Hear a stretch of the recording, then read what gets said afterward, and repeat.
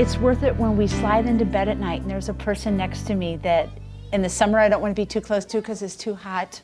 And in the winter, there's just a warm body to snuggle next to. More than just a warm body, but someone who just loves me. You know, we begin the day together and we end the day together, day in and day out. It's important to just have those little kisses each morning. And when Steve comes home to say, hi, it's so good to see you, because that's what sexuality is. It's all of who he is and all of who I am and all that we have to offer as full human beings. When I grew up, my mom I had to learn things on my own. I think just because it was a generation of where she came from. We didn't really talk about what it would be like when I, entered adolescence and as my body started changing. And so, I don't know if my mom was real comfortable with her sexuality, which made me pretty uncomfortable with mine. And I had 7 brothers and I was the only girl. And so actually when I became really comfortable with my sexuality is after I was married to Steve. Because, this is interesting, I think in so many ways, Steve has been so freeing for me. I did hear sounds, though not of ringing bells. From outside came and my own sexuality of thinking about myself, not only my sexual body and being comfortable with myself as a female, but also just, even who I am as a woman. Surrounded by all those boys, I kind of thought, gee, I'd kind of really rather be a boy so I could fit in, because I never fit in. And so I think through my marriage with Steve, I've really come to treasure being woman. Of course, was his answer. This is the Polar Express. When we make love and have intercourse, because God is the center of Steve's life and my life, and then when we come together so intimately, I don't know for sure, but I would tend to think that would be so much more full than, and as God would want it to be, than 2 people just making love but not having God in there in some way. Okay. Now, which was Marion Claire's card? Talking with one another is the greatest foreplay in the world. Talking with one another and being with one another, and I look at her and I say, this woman said yes to me.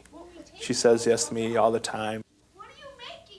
The feelings can come there sometime where you feel, oh, he's so romantic, or he's so handsome, and that comes sometimes.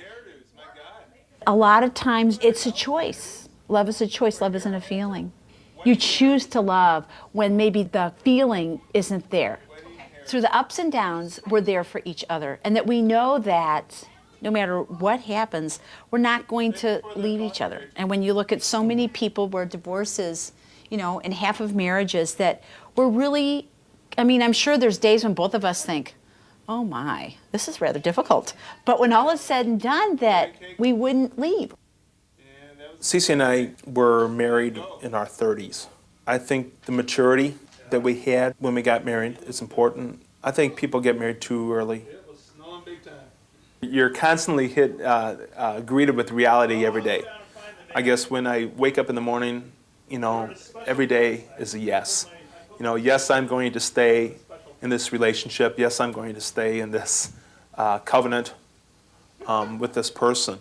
Sometimes it's harder to say yes than other times. We just celebrated our anniversary about a month ago, and it's very easy to say yes when you think about that. But when you're having troubles with finances or trouble with the kids, or everybody's running around and you hardly talk to one another, it's sort of hard to say yes to that commitment. No, he said, I'm not going to be an angel. And during that time, it grows.